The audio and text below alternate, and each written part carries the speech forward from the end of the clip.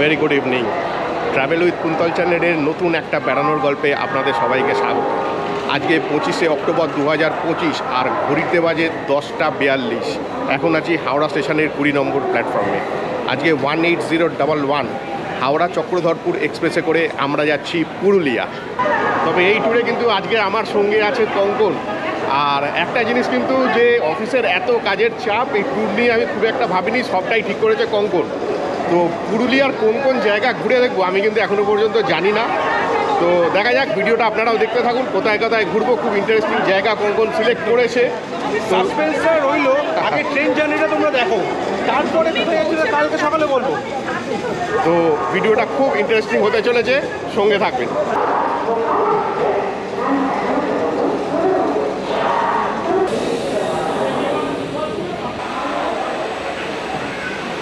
ঢুকে গেছি S2। আমাদের 65 লোয়ার আর 71 সাইড লোয়ার, এই দুটো আমি আর কঙ্কন মিলে থাকবো। ঘড়িতে বাজে 11:35, একদম কারেক্ট টাইমে আমাদের ট্রেন ছেড়ে দিল। 322 কিলোমিটার রাস্তা পাড়ি দিতে আমাদের সময় লাগবে 6 ঘন্টা 50 মিনিট। কালকে সকাল 6:25 আমরা পৌঁছাবো পুরুলিয়া। আর হাওড়া স্টেশন থেকে পুরুলিয়া স্টেশনের মাঝে হল্ট হচ্ছে 23টা। ঘড়িতে বাজে 12:46, প্রচণ্ড খিদে পেয়ে গেছে। আর দুজনে মিলে এতই আড্ডা মারছিলাম যে টাইমটা যে এতটা হয়ে গেছে বুঝতে পারিনি। তো যাই হোক, আজকের মেনু বাড়ি থেকে এনেছি। বাড়ির খাবার সবচেয়ে ভালো, শরীর ভালো থাকে এবং খরচাও কম হয়। আর রুটি, তড়কা, আর সঙ্গে আলু ডিমের কষা, আর অবশ্যই পেঁয়াজ আর কাঁচা লঙ্কা। পেঁয়াজ কাঁচা লঙ্কা ছাড়া তো রুটি খাওয়ার সেই মজাই থাকে না, আর বিশেষ করে যদি মেনুটা হয় তড়কা। যাই হোক, অনেকটা রাত হয়েছে, খাওয়া দাওয়াটা স্টার্ট করলাম। খেয়ে দিয়ে শুয়ে পড়বো, কারণ কালকে সারাদিন ঘুরবো। আর মেন কথা হচ্ছে যে আমরা যে ট্যুরটা করছি, আজকে আমরা যেমনি শনিবার রাত্রে বেরোচ্ছি, রবিবার ঘুরবো, রবিবার ঘুরে আবার রবিবার রাত্রে ট্রেন ধরে আমরা ব্যাক করব। তাই একদিনে কীভাবে পুরুলিয়া দেখা যায় সেটাই আপনাদেরকে দেখাবো। তো ডিনারটা করি, দেখা হচ্ছে কালকে সকালে পুরুলিয়াতে।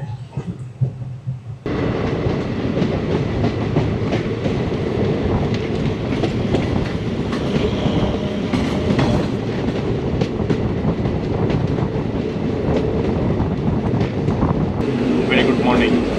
ঘড়িতে বাজে 6:33, সবে আদ্রা স্টেশন থেকে ট্রেন ছাড়লো। তবে একটা যেটা প্রবলেম হলো যে আমাদের 6:25 পুরুলিয়া পৌঁছানোর কথা, কিন্তু আদ্রা স্টেশনেই আমাদের ট্রেনটা অনেকক্ষণ দাঁড়িয়েছিল, যে কারণে 6:33 ট্রেনটা আমাদের ছাড়লো। ট্রেনটা অনেকটাই লেট। রাতে ঘুমটা কিন্তু বেশ ভালোই হয়েছে, আর খাবারও ঠিকঠাক হজম হয়েছে। এই কারণেই কিন্তু ট্রেন জার্নির সময় বাড়ি থেকে খাবার আনাটাই সবচেয়ে বুদ্ধিমানের কাজ।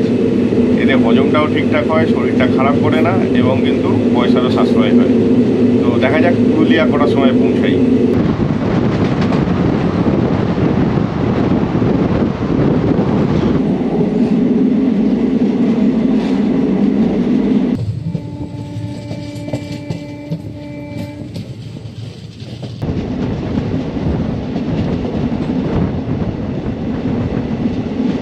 ঘড়িতে বাজে 7:25, এসে গেছি পুরুলিয়া জাংশনে, মানে অপোজিটে এসে পৌঁছেছি। অ্যাকচুয়ালি আমাদের পৌঁছানোর কথা ছিল 6:25, তো ট্রেন প্রায় 1 ঘন্টা লেট। যাই হোক, ঠিক আছে, একটা জার্নিতে এগুলো হতে পারে, আর কিছু করার নেই। তো কঙ্কন অলরেডি স্টেশনে আমাদের গাড়ি বুক করে রেখে দিয়েছে। তো আমরা গাড়িতে বসে পড়েছি। আর আমাদের আজকে পুরুলিয়া ঘুরে দেখাবেন মিস্টার উত্তম গোপ, উত্তমদা। এই উত্তমদার গাড়ি করেই আমরা আজকে পুরুলিয়া ঘুরে বেড়াবো। যাবার পথে একটু দাঁড়ালাম, কঙ্কনরা চা খেতে নেমেছে। তো এসে আমাকে একটা ফেমাস জিনিস এখানকার দিয়ে গেল, পুরুলিয়ার গুড়ের লাড্ডু। এই টাইপের লাড্ডু আগে কোনো দিন দেখিনি, খাইও নি।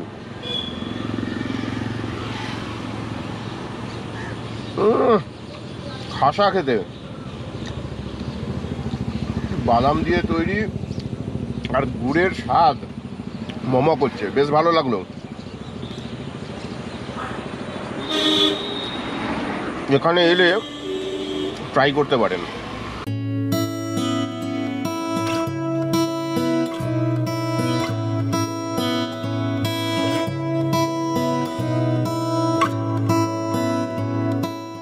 গাড়িতে উঠে পড়েছি আর আমরা এগিয়ে চলেছি আমাদের প্রথম গন্তব্য দেউলঘাটার উদ্দেশ্যে। এটা স্টেশন থেকে পড়বে প্রায় 50 কিলোমিটার আর সময় লাগে কম বেশি 1 ঘন্টা। এখন আমরা যে জায়গাটা দিয়ে যাচ্ছি এই জায়গাটার নাম হচ্ছে তামনা। তো তোমরা যেটা বললে যে পলাশ ফুল যখন ফোটে তখন কিন্তু এই জায়গায় প্রচুর পলাশ ফুল ফোটে আর প্রচুর পর্যটকের কিন্তু ভিড় হয়।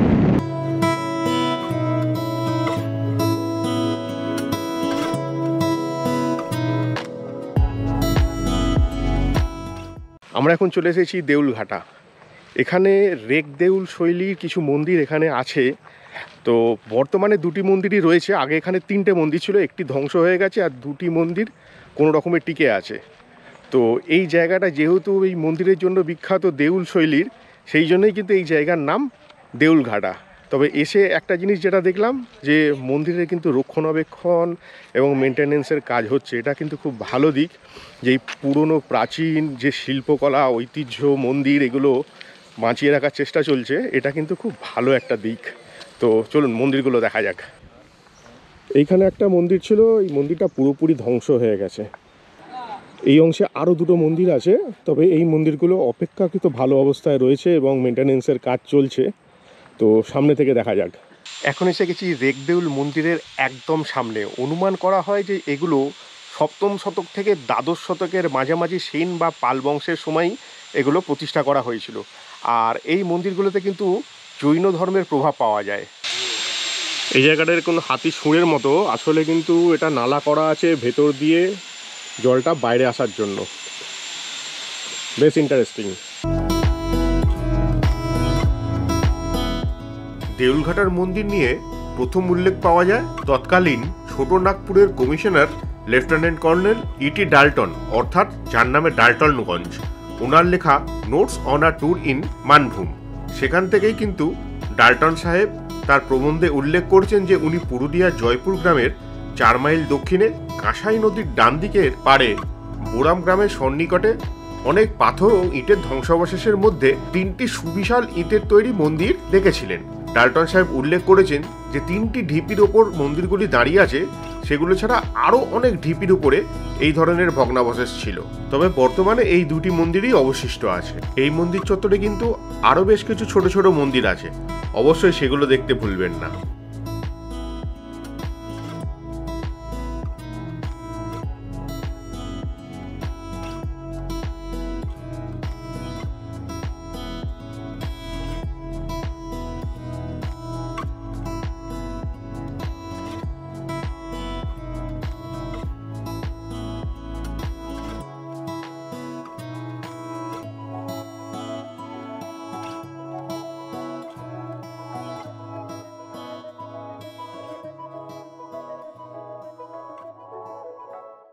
সত্যি রেকদেউল শৈলীর এই মন্দিরের কারুকার্য একদম চোখে ধরার মতন। আর প্রাচীন এই মন্দির অপূর্ব। পুরুলিয়ার এই অফবিট জায়গায় কিন্তু সবসময় অনেকেরই আসা হয় না। পুরুলিয়া এলে অবশ্যই কিন্তু এখানে ঘুরে যাবেন। আর এবারে একটু যাই, কাঁসাই নদী সামনেই বয়ে বেড়াচ্ছে, আমরা একটু দেখে আসি।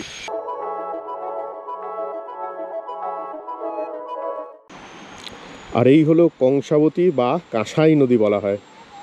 বেশ দারুণ, সত্যি অপরূপ সুন্দর এই জায়গা। আর দেখে বোঝা যাচ্ছে যে বর্ষাকালে এলে কিন্তু এই জায়গার রূপ আরো সুন্দর থাকে।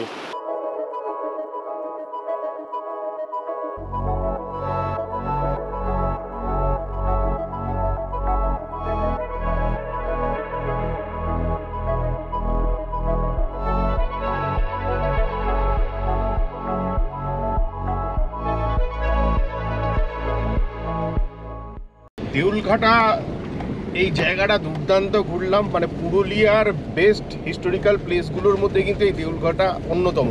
আর আরেকটা জিনিস দেখাই, এখানে এসে কিন্তু আমরা একটা বই কিনে নিলাম, মাত্র 25 টাকা দাম, যেটা এখানকার সম্পর্কে অনেক কিছু লেখা আছে। তবে এই দেউলঘাটার ইতিহাস এতই পুরনো যে সবাই সঠিকভাবে সব কিছু বলতে পারছে না বা সঠিক তথ্য সবার কাছে নেই।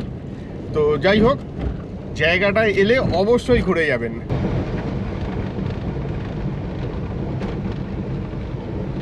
আমরা এবারে এগিয়ে চলেছি আমাদের পরবর্তী গন্তব্য গড় জয়পুর রাজবাড়ি। পুরুলিয়া জাংশন থেকে গড় জয়পুর রাজবাড়ির ডিস্টেন্স হচ্ছে প্রায় 29 কিলোমিটার। আর আমরা যে মন্দির দেখলাম এখান থেকে দেখাচ্ছে 8 কিলোমিটার।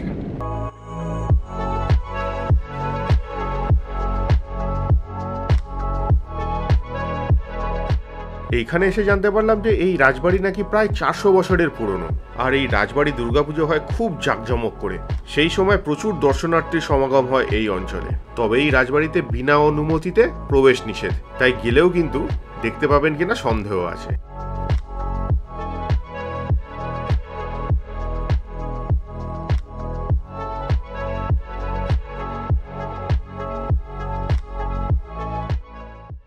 করজয়পুর রাজবাড়িটা তো আমরা দেখলাম, বেশ পুরনো এবং দুর্গাপুজোর জন্য এই জায়গাটা বিখ্যাত।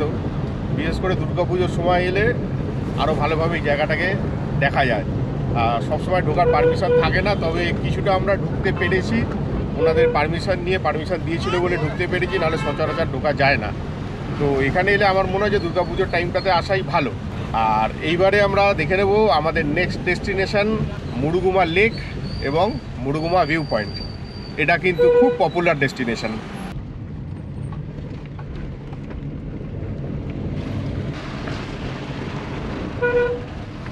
আমরা এখন যে জায়গাটা দিয়ে পাস করছি, এই জায়গাটা কিন্তু খুব ইন্টারেস্টিং জায়গা।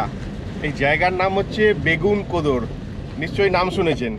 অ্যাকচুয়ালি এখানে একটা স্টেশন আছে, বেগুন কোদর স্টেশন। একটা সময় খবর উঠেছিল যে এই স্টেশনে নাকি ভূত আছে, আর সেই নিয়ে অনেকেই আতঙ্কিত হয়ে পড়েছিল। তবে এখানে এসে জানতে পারলাম যে না, এই ঘটনাটা একদমই সত্য ঘটনা না, এরকম ভূত বলে কিছু নেই। তো অযথা আতঙ্কিত হওয়ারও কোনো ব্যাপার নেই। তবে বেগুনকোদর স্টেশন অনেকেই ভূত দেখবে বলে ঘুরতে যায়, আমার মনে হয় না কোনো প্রয়োজন আছে। ওটা জাস্ট একটা স্টেশন, তার থেকে আরও ভালো ভালো অনেক ভিউ পয়েন্ট আছে। আমার মানে ব্যক্তিগত মতামত মনে হয় সেই পয়েন্টগুলো ঘোরাটাই বুদ্ধিমানের কাজ হবে।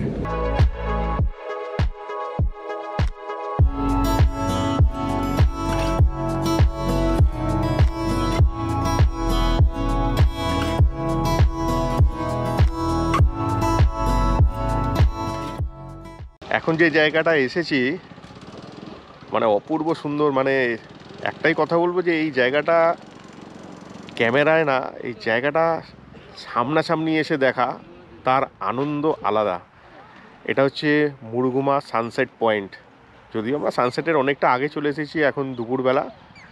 অপূর্ব দৃশ্য, মানে না এলে এটা বুঝতে পারবেন না, একবার আসবেন এখানে।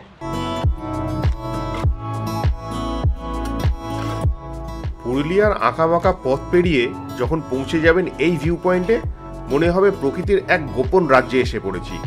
চারপাশে সবুজ পাহাড়, শান্ত জল আর নীল আকাশের নিচে নীরব প্রকৃতি, সব মিলিয়ে এক স্বপ্নের মতো পরিবেশ।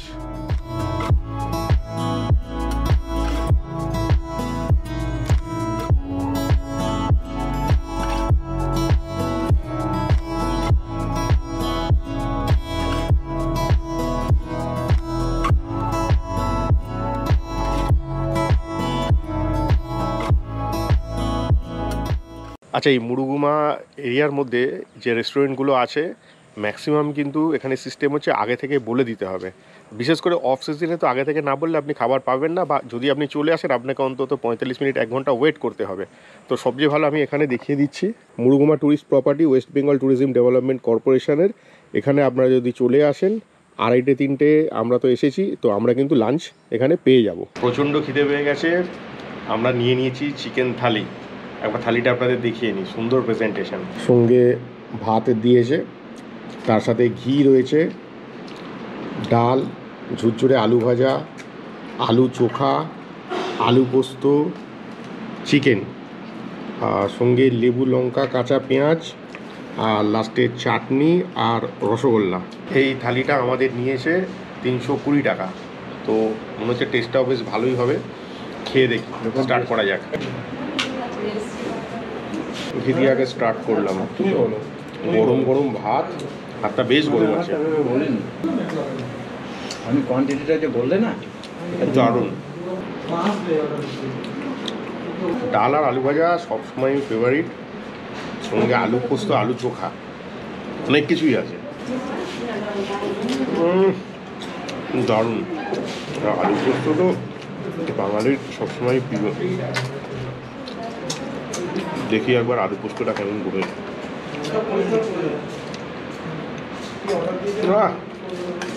অপূর্ব। আর সঙ্গে একটু কাঁচা তেল ছড়ানো আলু পোস্ত দেব, ফ্লেভারটা আরও সুন্দর করে দিয়েছে। এবারে একটু ডাল আলু পোস্ত, সবার শেষে চিকেনে যাব। আর ডাল আলু পোস্ত তার সাথে কিন্তু লেবু আর কাঁচা পেঁয়াজ না হলে কিন্তু চলে না। ডাল আলু পোস্তর সঙ্গে লেবু কাঁচা পেঁয়াজ মাস্ট। দারুণ। একটা জিনিস, মেনুগুলো কিন্তু খুব একটা স্পাইসি নয়। ওই ঘোরাঘুরির মাঝখানে ভালো মন্দ খেতে ভালো লাগে, তবে বেশি স্পাইসি খাবার না খাওয়াই ভালো। রান্নাটা কিন্তু একটা স্পাইসি নয়। সবার শেষে এবারে চিকেনটা ট্রাই করব। সাথে আলু আছে, মুরগি হোক বা মাটন, আলুটা কিন্তু প্রয়োজন। আলু ছাড়া মাংস জমে না। আবার তেলটা কিন্তু মাংসে বেশ আছে। চিকেনের পিস আর একটু বড় হলে ভালো হতো, পিসটা আমার মনে হচ্ছে একটু ছোটো। যা টেস্টটা কেমন দেখা যাবে।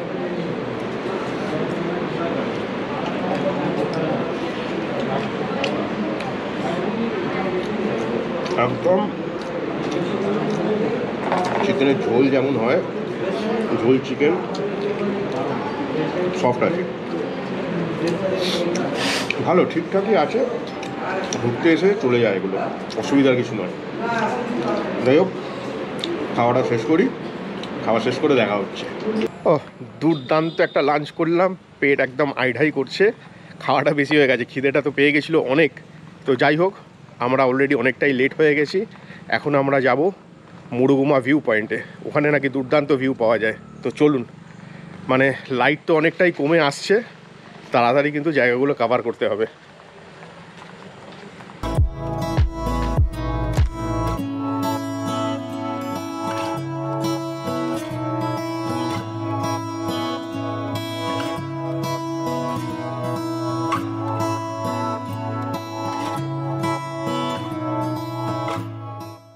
ভিউ পয়েন্টের জায়গাটায় রাস্তাটা তো দেখলেন কতটা খাড়াই। আমরা উঠলাম, আর গাড়িটা রেখে সামান্য একটু ট্রেক করতে হয়, এবং এই যাবার রাস্তাটাও দুর্দান্ত। কঙ্কন, কেমন লাগছে? দারুণ সুন্দর। খাওয়া দাওয়ার পরে হাঁটাটা পেয়ারা বেশি ভালো লাগছে, হজম হয়ে যাবে সব। আর পরিবেশটাও মারাত্মক। পরিবেশটা মারাত্মক।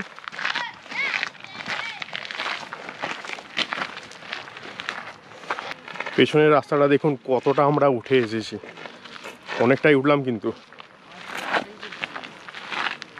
এতটা ওপরে ওঠা সার্থক। জায়গাটাকে দেখুন, চোখে না দেখলে বিশ্বাস করা মুশকিল। এই জায়গা আসতেই হবে, এরকমই একটা জায়গা। এত সুন্দর জায়গা খুব কম আছে। আর মোটামুটি যা ঘুরলাম, বলবো বেস্ট প্লেস হচ্ছে এইটা। এখানে এসে এই যে জায়গা, এখানে শুধু বসে থাকুন আর এই ভিউ, ঘন্টার পর ঘন্টা এখানে বসে সময় কেটে যাবে। একটু বসলাম, কঙ্কনও বলছে একটু 10টা মিনিট আড্ডা মেরে যাই। এত সুন্দর পরিবেশ, এত ভালো জায়গা পাবো না। চারদিকে জল, গাছপালা, সানসেট হচ্ছে, অপূর্ব সুন্দর জায়গা। এখানে তোমাদের আসতে হবেই, ব্যাপক জায়গা। সত্যি মন ভরে গেল। এত সুন্দর দৃশ্য, আর এখানটা বসে আছি, ফ্যান্টাস্টিক। এই জায়গা সম্পর্কে অনেক শুনেছি, তবে ফার্স্ট টাইম এলাম। মানে অপূর্ব, মানে এত উপর থেকে আর এই সিনিক বিউটি, মন ভরে গেল।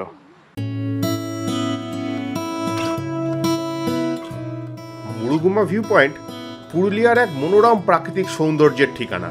পাহাড়, জঙ্গল আর নীলাভ জলের অপূর্ব মেলবন্ধনে গড়ে উঠেছে এক শান্ত নির্জন স্থান।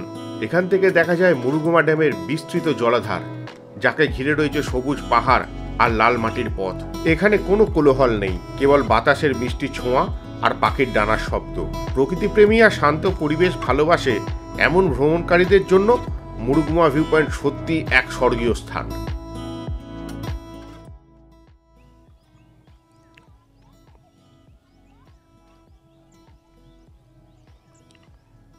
সত্যি এই জায়গা, মানে বারে বারে বলবো, গোটা মাসের যে ক্লান্তি, সারাদিনের পরিশ্রম, এরকম জায়গায় যদি এসে কিছুক্ষণ সময় কাটিয়ে যাওয়া যায়, সব ক্লান্তি মিটে যায়।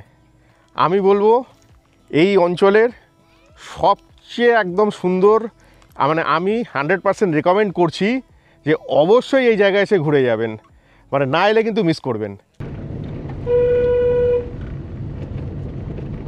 যে একটা জিনিস বলছি যে আমরা তো এখানে স্টে করছি না, শনিবার রাতে রওনা দিয়ে রবিবার ঘুরে আবার রবিবার রাতেই ট্রেন ধরবো, মানে আজকে রাত্রে ট্রেন ধরে ফিরে যাব, কারণ সোমবার দিন অফিস আছে। যদি কেউ থাকতে চান এই অঞ্চলে থাকার কিন্তু প্রচুর জায়গা আছে।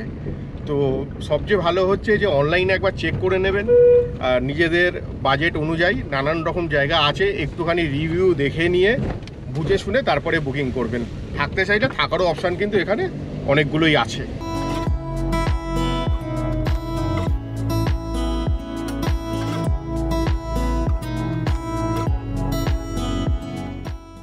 আমরা এখন যে স্পটটাতে চলে এসেছি এটাকে বলা হয় আপার ড্যাম, মানে একদিকে জল আর একদিকে জঙ্গল, মানে দৃশ্যটা দেখার মতন, যদিও এখন অন্ধকার হয়ে আসছে, আর একটু আগে এলে আরও ভালো লাগতো, বা বর্ষাকালের দিকে এলে আরও সুন্দর লাগতো, তবে এখনো মন্দ লাগছে না, একবার দেখুন।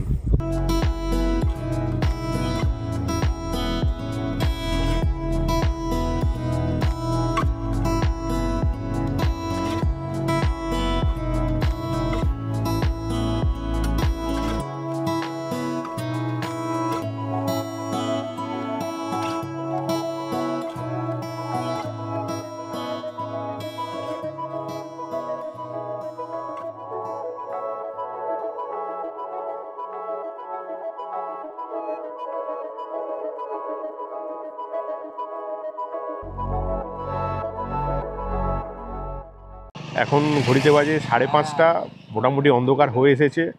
তো একটুখানি আমি বলে দিই যে আমরা যে এই ট্যুরটা করলাম, উত্তমদার সঙ্গে আমরা যে ঘুরলাম, এই ট্যুরটা করতে আমাদের খরচা পড়েছে 2,500 টাকা।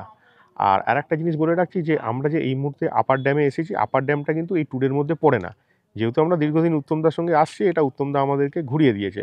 আর এছাড়াও এই অঞ্চলে কিন্তু অনেকগুলো স্পট আছে, আপনারা নানান রকমভাবে দেখতে পারেন, তার রেটগুলো একটু আলাদা আলাদা হয়। আর উত্তমদার নাম্বারটাও আমি দিয়ে দেবো, যদি আপনাদের মনে হয় আপনারা উত্তমদার সঙ্গে যোগাযোগ করেও এই ট্যুরগুলো করতে পারেন। তবে সিজন হিসেবে কিছুটা রেটের হেরফের হয়, তো সেটা সেই অনুযায়ী হবে। তো আপাতত আমি একটা লিস্ট আপনাদেরকে দিয়ে দিচ্ছি।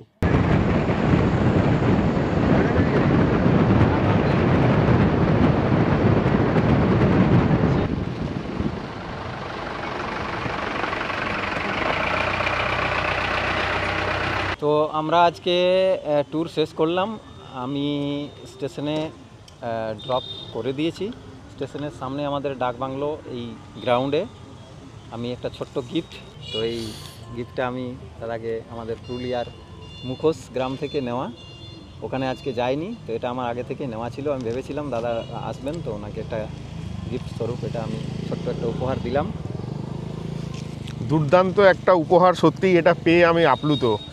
এরকম জায়গা থেকে এরকম একটা ভালোবাসা সঙ্গে করে নিয়ে যাচ্ছি, মনটা সত্যি আনন্দে ভরে গেল। আর এই সমস্ত জায়গায় ট্যুর করতে গেলে একটা জিনিস মাথায় রাখবেন, আমরা তো ওয়ান ডে ট্যুর করেছি, ওয়ান ডে ট্যুর করা যায়, তবে চেষ্টা করবেন আরও 2 দিন যদি থেকে যান, পুরো জায়গাটা কভার করে আরও ভালোভাবে ঘুরতে পারবেন। তো যাই হোক, ভিডিওটা দীর্ঘায়িত করছি না, এখানেই শেষ করছি। আবার ফিরবো নতুন নতুন আরও অনেক জায়গা সন্ধান নিয়ে। ভিডিওটা ভালো লাগলে অবশ্যই লাইক, শেয়ার আর সাবস্ক্রাইব করতে কিন্তু ভুলবেন না। সবাই সুস্থ থাকবেন, ভালো থাকবেন।